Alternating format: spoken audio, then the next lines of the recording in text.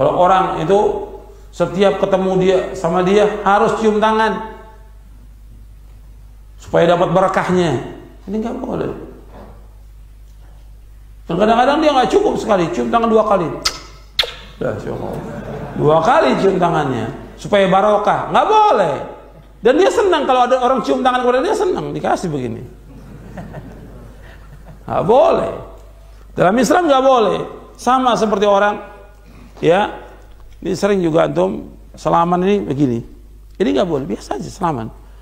Rasulullah SAW ketika bertemu dengan sahabat bertanya, Rasulullah, kalau kita bertemu apakah kita nunduk begini? Tidak, biasa aja. Kalau kita kan biasa sampai nunduk-nunduk begini, nggak boleh. Atau numpang-numpang begini, ya. Ini nggak boleh dalam Islam, tidak boleh. Tidak boleh dalam Islam. Ini ruku dan sujud itu milik Allah. Nggak boleh orang itu membungkukkan dirinya begini, nggak boleh dalam Islam, tidak boleh. Tidak boleh. Sekarang ini kan masih, ya, masih banyak. Kemarin saya tegur juga itu. Ada yang selama bungkuk begini, ada cium tangan begini. Nggak boleh, nggak boleh. Biasa Islam seperti ini. Jangan dibiasakan kita untuk membungkuk kepada orang lain, tidak boleh. Tidak boleh dalam Islam. Jadi menghormat kepada guru biasa Islam. Kepada orang tua dia mau cium tangan boleh, tapi tidak seperti orang ruku dan sujud, tidak boleh dalam Islam. Jadi ini masih banyak terjadi, ya. Apalagi kalau kita lagi ada duduk-duduk mau lewat, begini, ya, nggak boleh. Ini kebiasaan dari penjajah, dari musta'mirin. Penjajah itu kan seperti itu, penjajah. Kita ini tidak boleh. Kita harus biasa aja. Jalan biasa aja. Jadi jangan membungkuk, menunduk dan segala macam. Menurut kebiasaan sepertinya bahwa itu adalah sopan, tapi pada hakikatnya tidak dalam Islam. Kita kembali kepada Islam.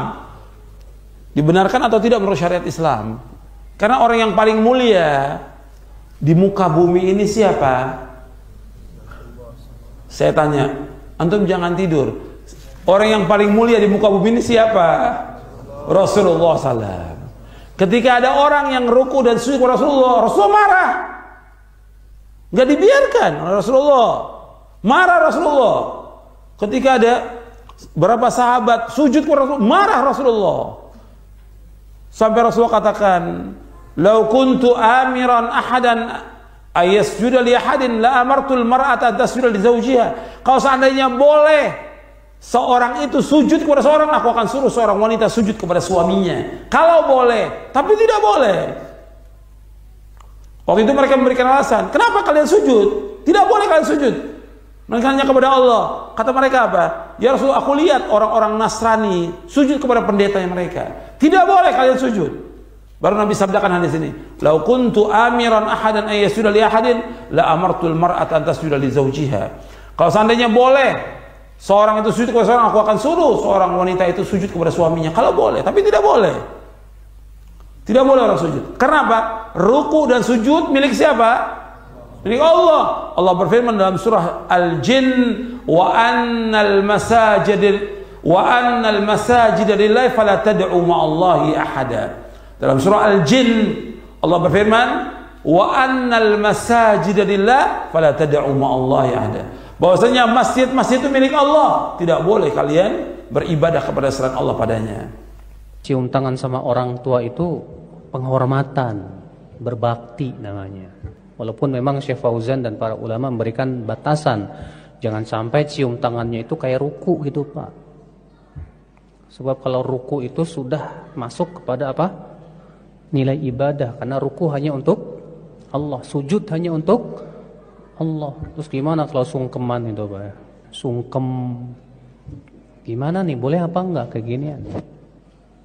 Kalau saya memandang ya seperti ini tidak baik, Pak. Kenapa? Karena ada nilai seperti ruku atau sujud ya kepada manusia. Ya, kita biasa ajalah cium tangan. Tidak perlu kemudian kita melakukan perbuatan-perbuatan seperti sujud atau ruku kepada selain Allah Subhanahu wa taala. Wallahu a'lam. Ini baru zaman sahabat. Sekarang kita masuk ke zaman tabi'in. Tabi'in, ya. Saya dapat kabar, dapat WA mengenai satu amalan yang dianggap menyembah guru. Dianggap menyembah guru, yaitu cium tangan. Kalau orang Bandung udah biasa cium tangan sama guru, ya. Apa kata si Ustadz? Itu sampai kepada saya dan tunjukin videonya. Takbilu lihat nisfus sujud. Mencium tangan separuh sujud. Ini bahaya nggak kalimat ini? Bahaya, ya. Karena sujud di situ artinya nyembah, toh, ya. Berarti saya separuh nyembah guru kalau cium tangan guru. Ini bahaya. Kita coba cek ulama-ulama tabi'in. Bahkan di sahabat sudah ada, ya.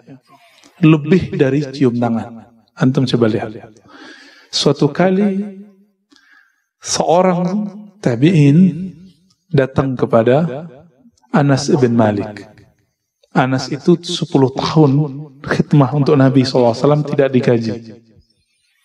Adakah hari ini khadim, asisten rumah tangga, pembantu yang mau bekerja tanpa digaji? Gak ada, ya.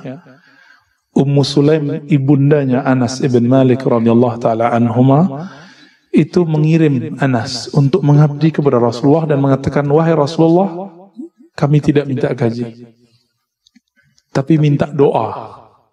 Tapi minta doanya nanti di akhir, setelah Anas mengabdi. Anas mengabdi 10 tahun, selesai mengabdi ketika sudah dewasa. Jadi umur 10 tahun dia mulai ngabdi. 11 tahun kurang dikit, Ummu Sulaim datang kepada Nabi dan mengatakan, ya Rasulullah, ud'u lahu. Tolong doakan siapa?